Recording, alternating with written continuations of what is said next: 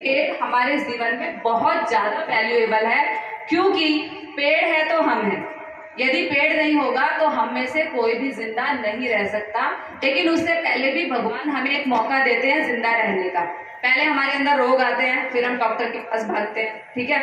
और डॉक्टर के पास भागते हैं, डॉक्टर के पास जाने का मतलब है कि बहुत सारी जेब भर के जाओ, टेस्ट बताएगा, दवाइयां बताएगा, कि बहुत सारी चीजें होती है, ठीक है। तो आप थोड़ा अपना ध्यान रखें। अब आप कहेंगे कि मैडम बीमार पड़ते हैं तो हम क्या करें। अगर आप बीमार पड़ते हैं तो सबसे अच्छा सॉल्यूशन है आयुर्वेद। आयुर्वेद पता है आपको? आयुर्वेद का संबंध भी पेड़ से ही है। जो जड़ी बूटियां हमें मिलती हैं वो पेड़ों से ही मिलती है, ठीक है। हमारी लाइफ का बहुत सारा पैसा, आप टैक्स समझते हो ना, टैक्स तो हम सभी पे करते हैं, हर चीज पे हम टैक्स देते हैं।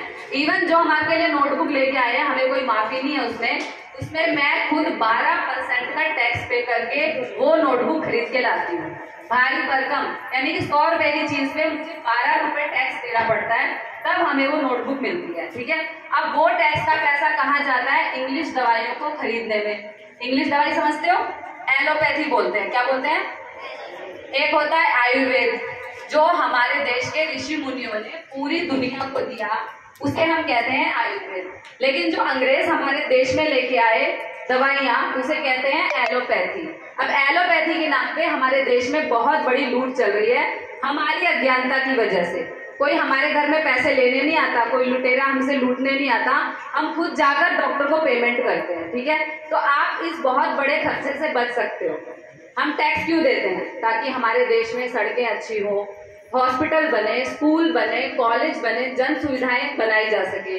लेकिन हमारे देश का बहुत बड़ा पैसे, जो आर्थिक, जो इकोनॉमिक्स होती है ना, आर्थिक व्यवस्था, उसका बहुत बड़ा हिस्सा बाहर से दवाइयां खरीदने में जाता है।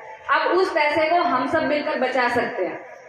हमारे देश की 140 करोड़ जनसंख्या है। यदि एक निधि बेन चौहान जाके चिल्लाएगी, बोलती रहेगी, तो कोई फायदा नहीं है। इसीलिए हम पुलिस वाले भाइयों की, बहनों की मदद लेते हैं कि भाई लोगों को थोड़ा इकट्ठा करो, थोड़ा हम उनको समझाएं कि भाई हमें पैसे कैसे बचाना है हमारे देश का। यदि ये 100-200 रुपए की बात होती तो मुझे कोई जरूरत नहीं थी, हम दान भी कर सकते हैं। हमारे देश का पर डे, यानी कि एक दिन का कई 100 करोड़ रुपया, इतना रुपया कि यदि यहाँ मैं रख दूं तो मैं और आप मिलकर गिन भी नहीं सकते, मशीनें लगानी पड़ेंगी, ठीक है। इतना सारा रुपया विदेशी दवाइयां खरीदने में बर्बाद हो रहा है। फिर आप कह रहे हैं जी हम गरीब हो रहे हैं, तो गरीब तो होंगे और ज्यादा गरीब होंगे यदि आज भी नहीं जागे तो। आज से ही आपको जाग जाना है। आप